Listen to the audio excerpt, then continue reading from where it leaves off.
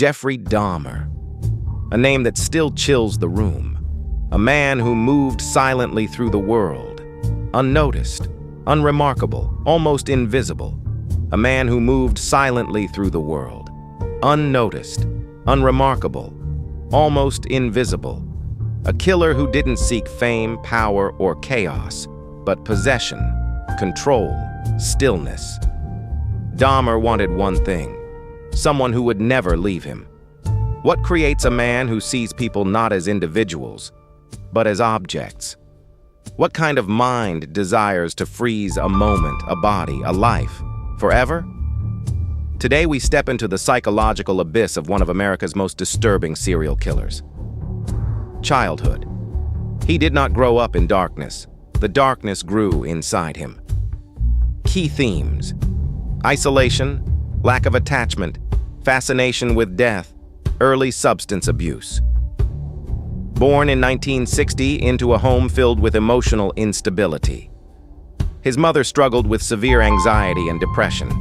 His father was often absent. The environment becomes emotionally cold, leaving Dahmer without a model for healthy attachment. As a child, he was quiet, withdrawn, almost invisible. But inside grew a disturbing curiosity: death, decay, anatomy. He collected roadkill, dissected animals, and studied bones. His father, fascinated by science, encouraged this interest, without realizing the psychological implications. By 14, Dahmer was drinking daily, using alcohol not for pleasure, but to silence internal chaos. He collected bones the way other children collected toys, not out of malice, but out of a need to understand why things stop living. Psychologists see this as the moment empathy fractures. When a child looks at a corpse and feels curiosity instead of sadness, a door opens that most people never approach. Jeffrey walked through it. Major psychological warning sign: a child with no emotional bonds, plus early obsession with dead animals. An environment where empathy doesn't develop normally. Adolescence theme: the collision between sexual awakening and emotional isolation. In high school, he's isolated. Begins drinking heavily before class, a sign of deep internal conflict. Discovers his attraction to men, but in the 1970s Midwest, this created conflict, shame, guilt, secrecy, isolation, and internal war. Sexual fantasies blend with fantasies of absolute control. He begins imagining partners who are motionless, compliant, objects, not people. No friends, no romantic connections. His inner world becomes the only world where he feels in control. Key transition: a desperate desire for connection mutates into a desire for possession. Once this psychological shift happens, reversing it is nearly impossible. His fantasies don't develop normally. They combine intimacy with paralysis, connection with control, desire with stillness. This is the psychological shift. Love becomes possession. Possession becomes immobilization. Immobilization becomes obsession. Once this chain forms, it's almost impossible to break without intervention. And Dahmer had none. Early adulthood, where the fantasy meets reality. At 18, the line between fantasy and action dissolved. Dahmer commits his first murder. Not pre-planned, not part of a long-term fantasy, but triggered by a single moment: the fear that the young man he invited home was about to leave.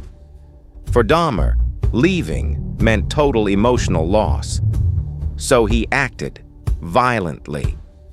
This marks the defining core of Dahmer's psychology: murder as a twisted method to prevent abandonment.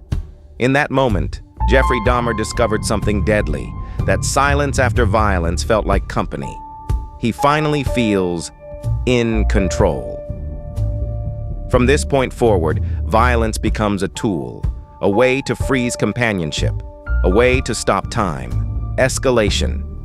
Years passed, but the hunger never left. The killings resume, and the pattern deepens. His victims are chosen not for appearance, but for availability. He lures victims, offering money, drinks, or photo shoots, drugs them, controls them, kills them. Dahmer isn't chasing terror, he's chasing quiet. He keeps parts of his victims because they represent the one thing he could never hold in life, a permanent connection. While other serial killers seek domination, thrill, or ego boosts, Dahmer seeks companionship without risk. To him, a body that cannot leave is the only form of love he understands. He didn't want a struggle. He wanted a body that would never leave. The deep psychological breakdown. Dahmer's mind revolved around 4 pillars. Number 1, abandonment trauma. Everything ties back to emotional absence in childhood. People leaving, emotional annihilation. Number 2, objectification. Human beings were never people to him. They were objects of comfort, like furniture that breathed. Number 3, fantasy dependence. His entire life he lived more in fantasy than reality. Once he discovered he could turn fantasy into physical form, the real world collapsed. Number 4, emotional freeze. Dahmer didn't kill out of hatred or rage. He killed to avoid loss, to hold on to something he could not have in real life. This makes him one of the rarest types of serial killers, a killer motivated not by dominance, but by desperate emotional paralysis. Psychologically, he represents the rare intersection of avoidant attachment, necrophilic obsession, severe emotional detachment, and fantasy dominance. Conclusion. Jeffrey Dahmer wasn't a man driven by power or revenge. He was driven by emptiness, a psychological void that he tried to fill with bodies, silence, and memory. He wasn't a killer who sought attention. He was a man who tried to freeze the world around him because he couldn't survive in a world that moved. He didn't kill to dominate, but to preserve a moment that real life could never give him. His crimes weren't about hate, they were about fear. The fear of being alone, forgotten, abandoned. But here's the terrifying part. He didn't enjoy the killing. He enjoyed the stillness after the killing.